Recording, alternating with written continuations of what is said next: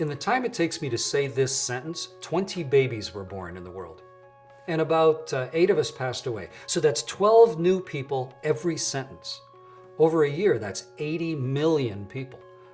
And there are almost 8 billion of us altogether in the world right now. So how are we doing? It's easy to get really distracted by the negative, that's onslaught of noise that you hear every day. Sometimes you miss the beautiful and the wonderful and amazing things that are actually happening around us. It's just about to be 2020. That's 2 decades since the Y2K millennium. In that time, over those 20 years, over 1 billion people have risen out of abject poverty. 4.4 million kids less a year die of childhood diseases. There are 130 million more kids in school. In the US, over that time, the violent crime rates have dropped by half. If you're a young American, your odds are 1/6 what they were of being a victim of violent crime in the 90s. And suicide rates around the world since 2000 have dropped by 30%. There's some really good things happening to us here on Earth.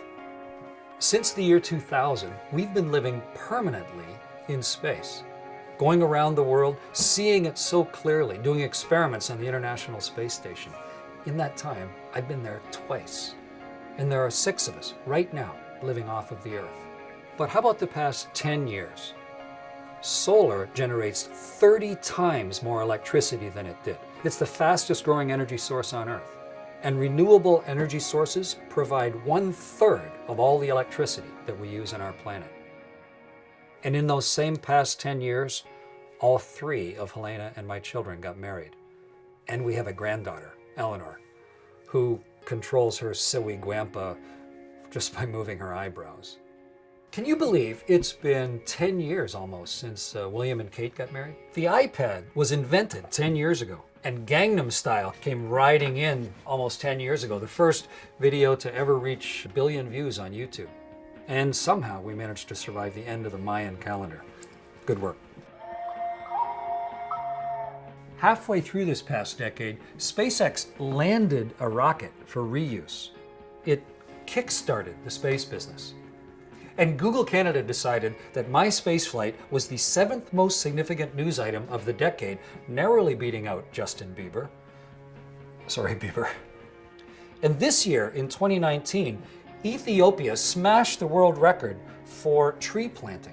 350 million trees in 12 hours.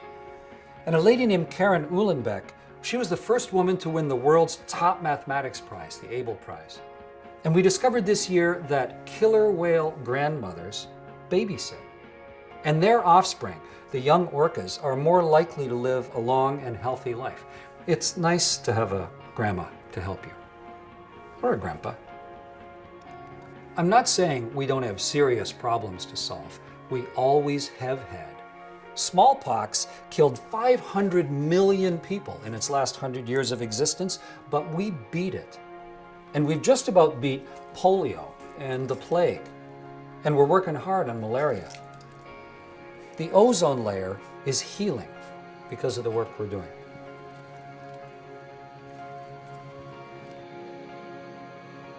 But the world is getting warmer. We're burning our fossil fuels so quickly and dumping the carbon dioxide into the air. And yet in 2019, electricity from coal fell by 3%, the biggest drop ever. There were 100,000 clean energy jobs created in the US. We have serious work to do. Here on the verge of 2020, the humpback whales and the sea turtles are having a huge comeback after near extinction. Of the 2 remaining northern white rhinos, we've artificially inseminated 7 of their eggs, hopefully saving that species. In the Galapagos, where the land iguanas were wiped out by feral pigs, they've been successfully reintroduced, reestablishing the natural balance on those islands. And you can pay for a subway in Rome, or school in Nigeria, or even a bus in Indonesia. You can pay with a plastic bottle for recycling. And here in my country, in 2019, a young tennis player named Bianca Andreescu won the US Open and was named Canada's Athlete of the Year. And the Toronto Raptors beat everybody to win the NBA championship. We the North. I'm excited about 2020. We're the same people that can live on a space station, or look for life on Mars, or even find a way to see a black hole.